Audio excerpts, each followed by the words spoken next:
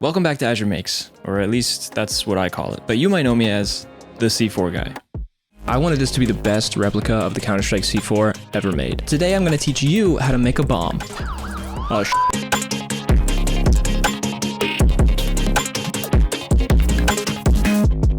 Okay, number one, please stop calling me that, you're going to get me arrested. Number two, thank you. I'm glad so many of you enjoyed my first video. And number three, I've heard your cries. It's taken me 2 years, but today I'm finally going to revisit the C4 Replica project with emphasis on the replica part to make it as easy as possible for crafty Counter-Strike fans to build their own bomb.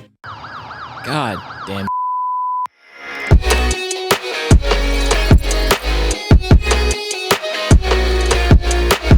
So, right off the bat, I want to let you know that the design files for the C4 Replica are finally available on my Patreon page, along with a project guide and a comprehensive bill of materials. The bomb is actually available for free on Discord, so that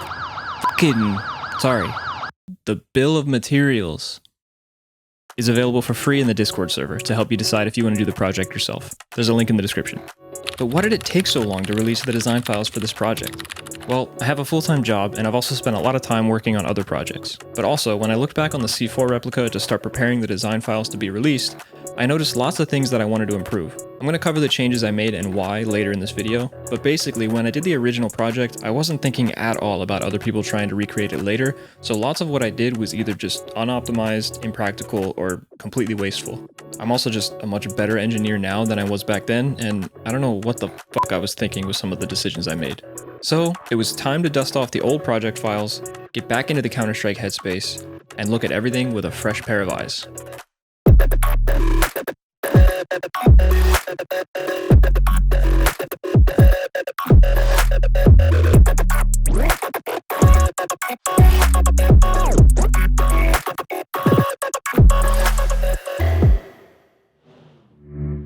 So, why am I revisiting this project? Well, there's a lot of Counter-Strike fans out there who want to build their own replica of the C4. The problem is, the Venn diagram between people who are Counter-Strike fans and people who can populate a circuit board by hand is pretty much just two circles next to each other. So it was clear. I had to set my sights on eliminating that requirement if I wanted this project to be accessible to most people.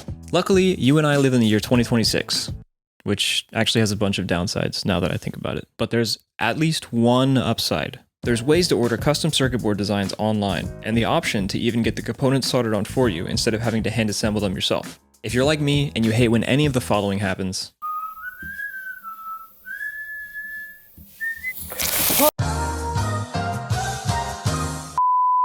16, 17, 18, 19. Achoo!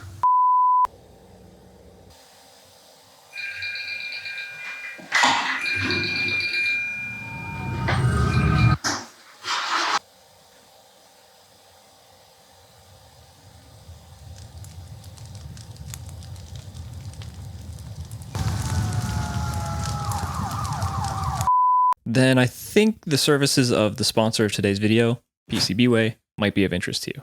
PCBWay offers complete prototyping services including PCB manufacturing, PCB assembly, CNC, and even 3D printing. That means you don't even need to own a 3D printer to do this project.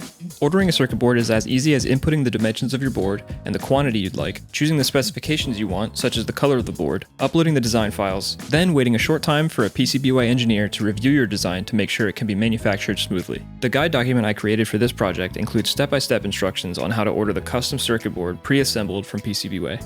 Before checking out, make sure to check the description of this video for a coupon code that'll give you a discount on your first order. Receiving the circuit board is pretty much always my peak of enjoyment for an electronics project, so when they were delivered, I was super excited to try it out to make sure the design was good and the manufacturing went smoothly. And after I wrote some new software, the assembled one worked perfectly. Alright, finally we can talk about the actual work that I did to improve the design.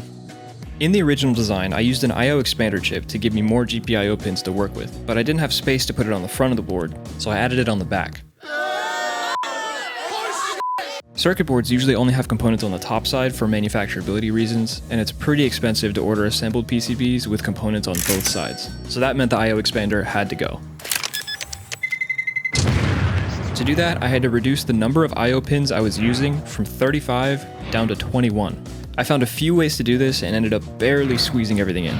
Right off the bat, removing the I/O expander itself frees up 2 pins because it removes the need for an I2C interface. Second, I switched out the RGB LED for a red-green only LED, since the LED on the in-game model never shines blue, so there's no need to waste a pin on that. Next, I removed the serial port header that I included in my original design. I included it to give me some more debugging capabilities when writing the code, but because the software for this project isn't super complex, it's not really needed, and I didn't even use it before. This freed up 2 more pins.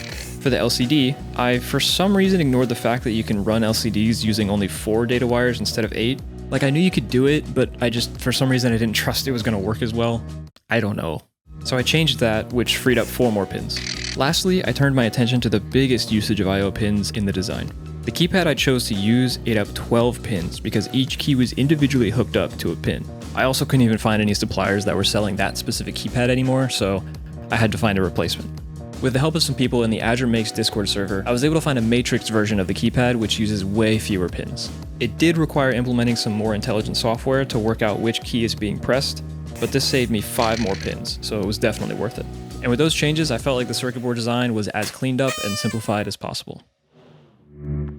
Moving on from the custom circuit board, the battery I used in the original design was pretty impractical. Not only was it so large that it could only fit in the interior void space before the blocks were actually glued together, meaning that you could never replace it without completely rebuilding the replica, but it was also a nickel-cadmium battery, which is pretty clearly not the best battery chemistry for this use case. I originally went with this crazy overkill battery because the 9-volt battery I used in my first design just couldn't supply enough current and the voltage would drop off. But it actually turns out that that specific 9-volt battery that I bought was a weird battery chemistry that's designed to just last as long as possible for smoke detectors and stuff like that. And that battery chemistry is just really bad at supplying anything more than 20 milliamps. So I found a new 9-volt battery, and I actually went with a lithium-ion rechargeable battery. It has a USB-C port, so that means you can recharge it super easily, and it's able to supply enough current and has a long enough battery life for this use. And to round out this revisit to the project, I made various optimizations to reduce costs and complexity wherever possible. For example, I found a kit and some alternatives that include lengths of wire with all of the colors that are needed in the project, with pre-crimped JST terminals for the power wires, so that you don't even have to crimp them on your own, which in my experience can be pretty fiddly and very frustrating to learn how to do. I also revisited the 3D models that I created and made some improvements on things that I noticed could have been better when I built the project the first time, such as opening up the switch assembly to make it way less frustrating to wire the power switch into the circuit. And with that, I felt like I had done everything I could to make it as easy as possible for as many Counter-Strike fans as possible to build a replica of their own. That said, I would like to take a moment to make it clear that if you build this replica, you need to understand that it must be handled responsibly. People like you and me can instantly recognize this as a fun and artistic replica from a classic game series, but many people out there don't have that context. Something like this should never be left unattended in public or placed anywhere without accompanying context that makes it clear that it isn't dangerous.